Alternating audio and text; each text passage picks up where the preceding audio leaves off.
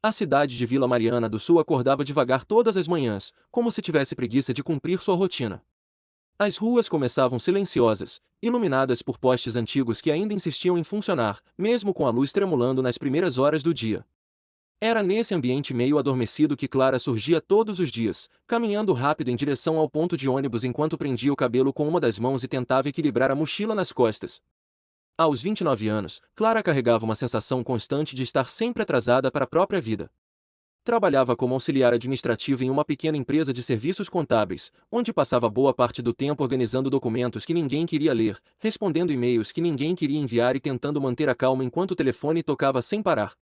Não era um trabalho dos sonhos, mas era o que pagava o aluguel do pequeno apartamento que dividia com a irmã mais velha, Marina, e ajudava a custear o tratamento da mãe delas, Dona Julieta, que lutava contra uma doença autoimune há quase 5 anos.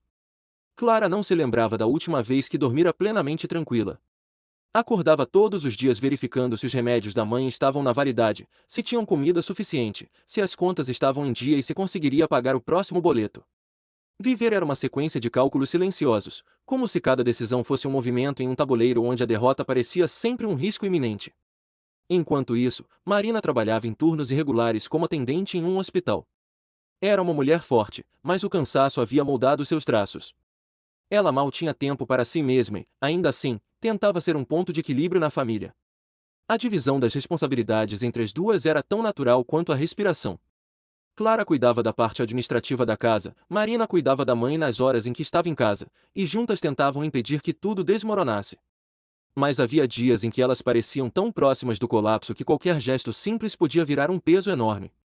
Em uma segunda-feira especialmente caótica, Clara recebeu uma mensagem da escola onde dava aulas voluntárias à noite. Era um programa para jovens que haviam abandonado a escola e estavam tentando concluir o ensino médio. Ela trabalhava como voluntária havia 4 meses, e aquelas horas eram as únicas em que sentia que estava construindo algo real. No entanto, a coordenadora avisou que o financiamento do projeto estava ameaçado, e talvez tivessem que suspender as aulas temporariamente. Clara sentiu o estômago afundar. Era como se, de repente, até as coisas boas estivessem sendo arrancadas dela. No caminho para o trabalho, reparou em um rapaz parado na calçada com uma caixa de ferramentas ao lado. Ele tentava ajustar a corrente da bicicleta, completamente alheio à pressa das pessoas ao redor.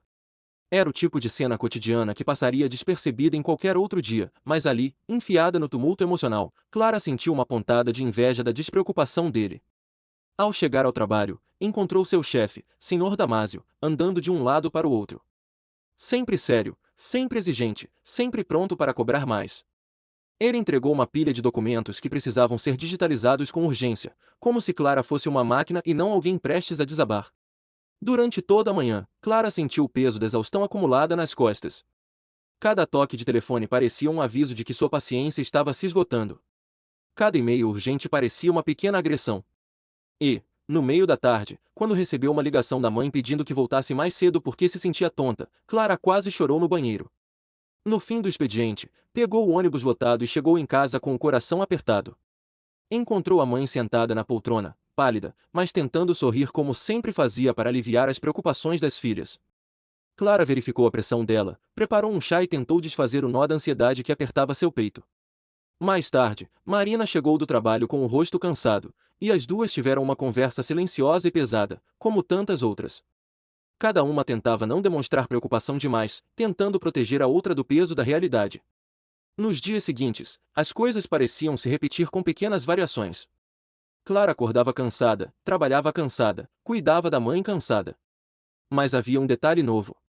Todos os dias, no mesmo horário, ela passava pelo rapaz da bicicleta consertando algo diferente na mesma calçada. Um dia era o freio, no outro era a lanterninha, no outro a altura do banco. Era como se a bicicleta fosse uma desculpa para estar ali. Ele a cumprimentava com um aceno discreto, e Clara respondia com um sorriso tímido, surpresa por perceber que aquele gesto simples a fazia sentir algo parecido com leveza. Em uma tarde de quarta-feira, porém, ele a chamou. Perguntou se ela sabia onde ficava uma papelaria específica. Clara explicou o caminho, e ele agradeceu com um sorriso que iluminava o rosto inteiro.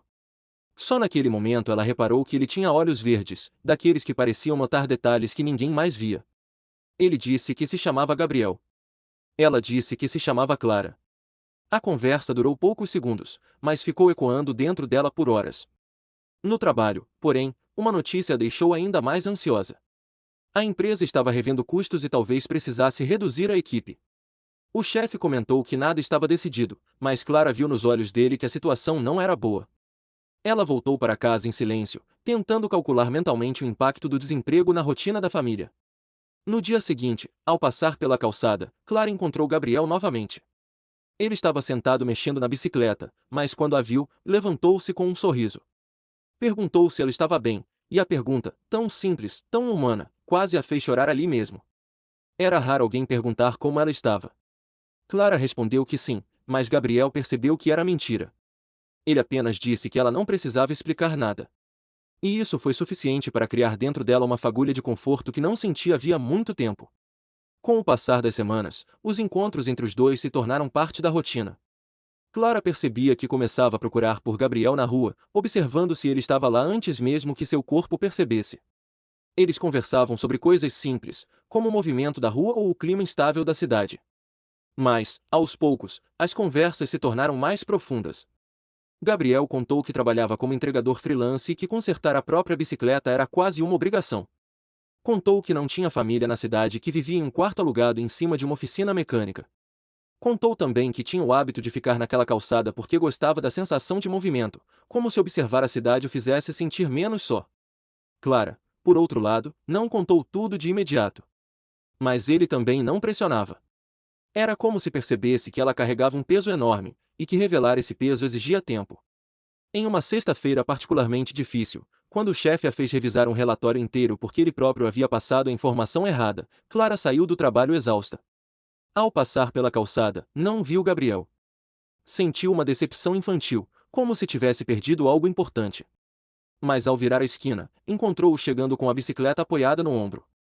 Ele sorriu, e pela primeira vez Clara sorriu de volta com sinceridade. Conversaram por mais de 20 minutos. Falaram sobre a vida, sobre rotina, sobre cansaço. Em algum momento, Clara se pegou rindo. Um riso leve, natural, que nem lembrava quando havia sentido pela última vez. Gabriel, atento, parecia notar cada detalhe dela. Quando ela voltou para casa, a mãe percebeu que algo estava diferente. Perguntou o que era, mas Clara apenas respondeu que tinha tido um dia menos ruim. No sábado seguinte, Clara acordou com uma dor no peito diferente, como se estivesse prestes a explodir. A coordenadora do projeto voluntário enviou mensagem confirmando o encerramento das atividades. O financiamento não havia sido renovado. Clara se sentiu impotente, como se estivesse perdendo não só o voluntariado, mas também uma parte dela. Era naquele lugar que ela se sentia útil, importante, presente. Era onde ela lembrava que era capaz de mudar a vida de alguém. Sem aquilo, ela sentiu o mundo encolher ao seu redor. Ela saiu de casa sem destino, caminhando pela rua até chegar à calçada onde Gabriel costumava ficar. Ele estava lá, sentado, mexendo na mochila. Quando a viu, percebeu imediatamente que algo estava errado. Clara tentou responder com frieza, tentou fingir força, tentou se controlar. Mas quando ele perguntou o que havia acontecido, ela simplesmente desabou. Sentou-se na calçada e chorou, sem conseguir controlar o próprio corpo. Gabriel se sentou ao lado dela, sem tocá-la, sem fazer perguntas. Apenas ficou ali, presente, como se dissesse silenciosamente que ela não precisava carregar tudo sozinha. Quando Clara conseguiu falar, explicou sobre o projeto, sobre a frustração, sobre o medo constante de não ser suficiente para ninguém, nem mesmo para a própria família. Explicou que sentia que vivia apagando incêndios que nunca tinham fim. Gabriel ouviu tudo com atenção, sem interromper. Quando ela terminou, ele apenas disse que era humano precisar de ajuda e que não havia vergonha nenhuma em sentir medo. Era uma frase simples, mas trouxe a Clara um tipo de consolo que ela nunca pensou que poderia encontrar. Nos dias seguintes, a rotina mudou um pouco. Clara começou a encontrar Gabriel não só na calçada, mas também no caminho quando ia ao mercado, ou quando voltava tarde do trabalho. Ele se tornou parte da vida dela de forma tão natural que ela só percebeu quando Marina comentou que Clara parecia mais leve. A relação entre Clara e Gabriel cresceu devagar, como quem cultiva algo que precisa de cuidado para florescer. Eles compartilhavam silêncios confortáveis, trocavam confidências, falavam sobre medos e pequenas vitórias. Mas Clara ainda hesitava. Sentia-se dividida entre o desejo de mergulhar naquilo e o medo de perder mais uma coisa importante em sua vida. Enquanto isso, Marina recebeu a notícia de que o hospital onde trabalhava abriria um processo seletivo interno para novos cargos. Era a chance de finalmente conseguir um horário mais estável. Ela se dedicou ao estudo durante semanas, e Clara ajudou como pôde, revisando anotações e preparando resumos. Dona Julieta observava tudo com carinho, tentando não ser um fardo. Em um domingo à tarde, enquanto Marina estudava e a mãe descansava, Clara e Gabriel caminharam até a praça principal da cidade. Era a primeira vez que passavam tanto tempo juntos longe da calçada habitual. Sentaram-se no banco perto da fonte, observando as crianças brincando e o sol se escondendo atrás das árvores. Clara contou a ele sobre a mãe, sobre o medo de perdê-la, sobre a pressão constante. E Gabriel, depois de hesitar por um momento, contou a ela que havia perdido os pais muito jovem. Contou que aprendeu a se virar sozinho porque não tinha escolha, e que talvez por isso soubesse reconhecer o peso que ela carregava. A vulnerabilidade dos dois criou um espaço novo, íntimo, silencioso. Um espaço onde Clara finalmente começou a se permitir acreditar que podia ser amada de um jeito leve. Na semana seguinte, tudo pareceu entrar em uma espécie de equilíbrio delicado. Marina teve um ótimo desempenho na prova interna e foi chamada para uma entrevista. A mãe estava respondendo bem ao novo tratamento. Clara não recebeu mais notícias sobre demissões no trabalho. E Gabriel conseguiu um contrato fixo de entregas com uma farmácia da região, que lhe garantiria mais estabilidade. E então, em uma tarde quente de quinta-feira, enquanto Clara estava no escritório, o chefe a chamou. Ele disse que havia percebido sua dedicação, sua organização, e ofereceu a ela uma promoção.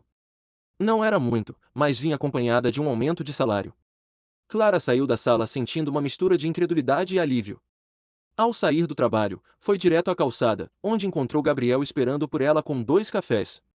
Ela sorriu de um jeito que não conseguia controlar. Contou a ele sobre a promoção, e Gabriel comemorou como se fosse uma vitória dele também. A vida, pela primeira vez em muito tempo, parecia alinhada. Parecia possível. Parecia bonita. Com o passar dos meses, a rotina da família mudou. A promoção de Clara ajudou a aliviar algumas contas. Marina conseguiu o cargo novo no hospital, com horários mais humanos. E Dona Julieta ganhou força com o tratamento. A casa parecia mais viva. As risadas voltaram. As refeições compartilhadas ganharam conversa. Clara continuava encontrando Gabriel quase todos os dias. O relacionamento entre eles cresceu de forma natural, respeitando o tempo dos dois, respeitando os medos e as cicatrizes. E, em um fim de tarde de verão, Gabriel segurou a mão dela enquanto caminhavam pela praça. Disse que sabia que ela tinha medo de perder tudo, medo de permitir qualquer felicidade, mas que não precisava ter pressa. Disse que estaria ali, no ritmo dela, na intensidade dela, na forma como ela conseguisse viver. Clara sentiu uma lágrima cair sem perceber. Talvez pela primeira vez na vida, ela acreditou que poderia ter amor sem carregar culpa. A vida não ficou perfeita. As contas continuaram chegando. A doença da mãe continuou exigindo cuidados. O trabalho continuou cansativo em alguns dias. Mas Clara aprendeu a respirar no meio do caos, a pedir ajuda quando precisava, a celebrar pequenas vitórias. Ela entendeu que a vida não é sobre grandes acontecimentos, mas sobre momentos compartilhados. Acordar e sentir que alguém se importa. Chegar em casa e saber que não está sozinha. Ter um motivo para sorrir mesmo quando o mundo parece pesado. Um ano depois, Clara olhou para trás e percebeu que tinha atravessado um período que achava impossível. Não porque as dificuldades desapareceram, mas porque encontrou pessoas que iluminaram o caminho. Marina, com sua força silenciosa. A mãe, com sua ternura resistente. E Gabriel, com seu cuidado simples e profundo. Em uma manhã qualquer, enquanto caminhava para o trabalho, Clara percebeu que, pela primeira vez em muito tempo, não estava correndo para sobreviver. Estava caminhando porque tinha uma vida para viver. E isso, ela entendeu finalmente, era suficiente para seguir em frente. Era o que fazia cada dia, mesmo o mais comum, ter importância. Porque o cotidiano, apesar de duro, também pode ser o berço de tudo que realmente transforma a vida. E Clara descobriu que era possível encontrar beleza até nos dias cinzentos, desde que tivesse coragem para continuar andando. E ela tinha. Sempre teve, mesmo quando não conseguia enxergar. E continuaria tendo, enquanto o mundo ao redor se remodelasse, enquanto as pessoas continuassem a cruzar seu caminho, enquanto o amor aparecesse nos detalhes mais inesperados. A vida seguiria imperfeita, mas profunda. E Clara seguiria vivendo, aprendendo, caindo, recomeçando, amando e descobrindo, dia após dia, que sua força sempre foi maior do que o medo que insistia em tentar pará-la.